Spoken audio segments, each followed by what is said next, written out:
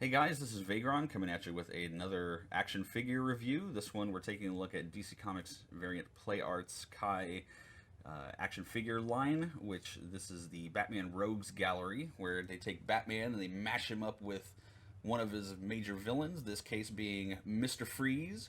Now, this is the third in the line of figures that these have come out for this set. The first one being Two-Face and Batman, the second one being the Joker and Batman, and now we have Mr. Freeze and Batman.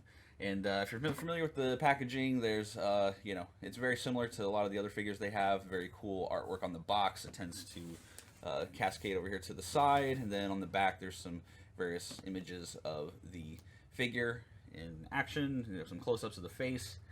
Very cool poses on the back, and no pun intended there. I'm sorry if I keep using the word cool for this. This is like a really neat figure. And then, of course, the package opens up. I have removed Batman from his box here. Mr. Freeze Batman. But there is the stand is in the back. I did not take that out because, hey, resale value and all that jazz. So, and I've got enough of these guys that I've got a few extra stands if I need it to. So here we have the Mr. Freeze Batman, kind of the mashup character, and really great looking figure. One thing that's interesting about this figure is that they went with the color purple. And, when you think about Mr. Freeze, you tend to think more blue. And honestly, when I saw the figure, I thought that that's what they were going to go with, is more blue. But I was shocked at how much purple was actually in this guy. A lot of the, pictures and things online are very, I don't know, it hides some of the detail. And I'm going to say that here for a second because for example, there's a lot of translucent plastic on this guy, and some really cool effects, like the vials here on his shoulders, the vials on his legs here, and his mask are all this translucent purple plastic. You can actually see his face underneath, which is really neat. And the ears up here up top are actually a translucent plastic as well. It's slightly see-through, and that's a really cool effect. Haha, pun. Insert cool pun here. Trying not to be Arnold Schwarzenegger, Mr. Freeze. So anyway, really interesting designs here with the dry brush white, giving a lot of the stuff the frosty feel. His cape looks very kind of frosted, kind of crusted over the white dry brush. We'll take a look at his cape here in a second, but very cool designs all throughout here. Freezing up his chest here on the side, kind of hiding half the Batman logo, which it's pretty neat. I know that the Two-Face, was split down the middle with the black and white Batman film. It seems like they kind of try to mess with that a little bit to show you that it's sort of a Batman mashup. The black parts here, I really like down here. If you look on the feet, the spikes that are on the feet here are really, it has that sort of ice climber feel to it, which is really neat. There's sort of like these little gold and silver variant bits in here on his belt here with the bombs and the different connections with the, you can tell all this stuff is here to help keep him cold, it just looks really neat. It's very well designed. The silver really pops, so does the gold on him. Really meshes well with the purple and black, and that's one thing that I think that they got right with this figure overall. Very, very neat. So, take a look at the back here. He does have, again, you can see the frost over. And what's cool about the back part is that with the dry brush here is the back of the cape is kind of a dark purple, where the inside is sort of a reddish purple. If you know anything about me and Batman, I love the character The Wrath, which is sort of the evil Batman, and the original character had sort of red and purple as his primary color designs, and I really think it's a good look, especially when they get the right purple and red together. It looks fantastic. It's kind of neat. It's got the kind of metal bits here on the back. You can lift this part up here to get access to the cape if you need it. The cape is on a ratchet, which you can use to sort of pose the cape however you need to in halves.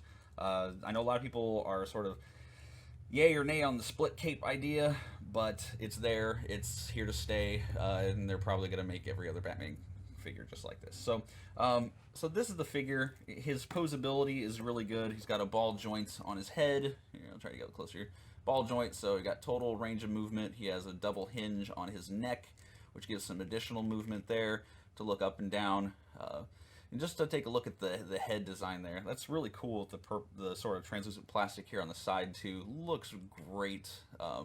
Those eyes, those red eyes, just really pop against the purple. Very neat looking. So, but he has most of the same range of motion as a lot of the other new Play Arts Kai figures have. So you can see on his arm here, it has the double sort of ball hinge there. His elbow has a ball hinge as well as and sort of a ratchet, and as well on the wrist. You can get the swivel there. His chest is separated here in the middle, so you can move there, and his waist actually moves, so you get a lot of movement options there. His kind of crotch piece is a soft plastic, so it's a little, you know, it can move a little bit too to help kind of get whatever range of motion you need underneath. His legs are on ratcheted ball joints as well. His knees are on a double ball peg for maximum movage, if that's a thing. Just poseability. His feet are also on a ball peg as well, so you can get some ankle rock, which is good for, again, for poseability. And his cape, one thing that's really nice about this line is that the cape really gives a an additional sort of like leniency, so that he can kind of rest against his cape to stand up, which is why you don't necessarily need the stand to pose this guy. And you know, again, he's got some great poses, and we'll show you some different action shots here in just a second, but let's take a look at his accessories. So the first thing being his gun, which is fantastic. So here's his gun. It's got kind of a bronzy color, and it's got a little bit of translucent plastic like right here on the side. I think that's what that is. It's frosted over well enough that it looks like it's part of the translucent purple. I like the front of the gun where it's got the vent there on the front, which is kind of a cool effect. Can't really think of many other Mr. Freeze guns that have that. Usually they tend to just look like regular guns. I wish the stock kind of collapsed in on itself, but it doesn't. He's got the scope there. Again, the dry brushed white looks really good, gives that sort of frosted over effect. And you can do a couple things with the gun. What I mean by that is there's one of these little vials that, like on his shoulder, that comes with the figure, and it's got a little connector. And at first I didn't know where this went to, but it actually connects down here into the bottom of the gun, so that you can see. So it can be there if you want to, so that, you know, the gun doesn't have to be connected to his body. And the way that it connects is you take this little purple thing off, and you connect this here. There's actually a little plug here on the side which plugs into the gun, and then this part connects into his back right here. Let's show you. So this part here connects right in here, and it has to go in a specific way. It's one of those dummy-proof things where you can't stick it on the wrong way, although I don't necessarily know why they would have to worry about it too much, because it's just cable that plugs back. And you got to be really careful with it, I think, because it sort of feels like this little end here, if you start messing with it, I could see it breaking. So you got to be kind of careful with it. But it plugs in there, and then his gun can rest easily in his hand. Now, I have found that the gun in his gun hand sort of, it has a little bit of hard time keeping it steady. It tends to wobble in his hand a little bit. You know, if you got a little bit of like sticky tack or something, you can put it in there, and it'd probably help him hold it a little easier. But anyway, so we'll take a look here, and pretty neat little gun there, and you can have him kind of hold it in various positions. Like, I kind of like that where he's sort of got it to the side. He's just holding it in front of him. Get some pretty cool poses that way. Get him kind of looking down at it or something. Be pretty sweet. His other accessories he comes just like a lot of the other variant Play Arts Kai guys. Is they come with hands. You got fists, both right and left. You have an open hand here, right and left. He's got it on the left hand there. He has his trigger finger hand, which is meant to hold this gun. And then he's got one final hand for his left side, which is a kind of a pinchy hand, and that holds this batarang, which is sort of a ice pick kind of look to it. Pretty neat, and it just goes right into the hand like this, and he holds it pretty well, pretty steady, but it goes in just like that. And so that's all it comes with. He doesn't come with an extra head or anything, which I know Two-Face comes with an extra head, and so does Joker. I was sort of thought they might do something a little different with the head, either do another head that was a little more translucent, or one that wasn't translucent, or some other, you know, color design, or maybe him without his mask might be kind of cool, but they don't have that. Maybe one that was like cracked or something would have been cool, but and then we get to the final thing here, which is the price point for these guys. Now, if you are a fan of these line, then you are going to know that these guys are expensive, and I mean really expensive. You guys, most of the Play Arts Kais that I look at tend to be between 100 and 125. These guys in the Batman line are 200 and over. In fact, this guy is $220 retail, and if I hadn't gotten him at a discounted price, I would have passed on this guy, which is a shame because he's a beautiful looking figure. And that price point is going to stop a lot of people from picking this guy up. Over $200 for this guy. The Play Arts Kai figures are great when it comes to poseability. I like the looks of a lot of their characters. I like the way that they're designed. I like the way that they're painted.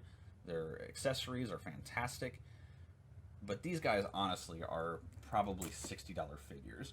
We're talking $60 to $80 max for one of these guys. On any other platform, that's how much you'd be paying for these guys. And these guys, you know, they're a great size, they're a great line, they look fantastic. But man, $200 is that's a spicy meatball right there. So that's something you got to decide for yourself. If you know, I have not yet gotten the Batman Joker. I'm sort of debating on whether I want to at that price point. If I can find it cheaper online, or someone who's willing to, you know, get rid of it for a little bit less price, I may go ahead and pick that up. I do have the Batman Two-Face. I did get that one at a discounted price as well. So I do have 2 of the 3. Now, it would be cool to get the whole set, and hopefully I will be able to get it. But, you know, there's a lot of other stuff I want to spend my money on. But for right now, look at this guy. You know, it's something you just got to decide for yourself. Do you want to pay over $200 for this figure right out of the box?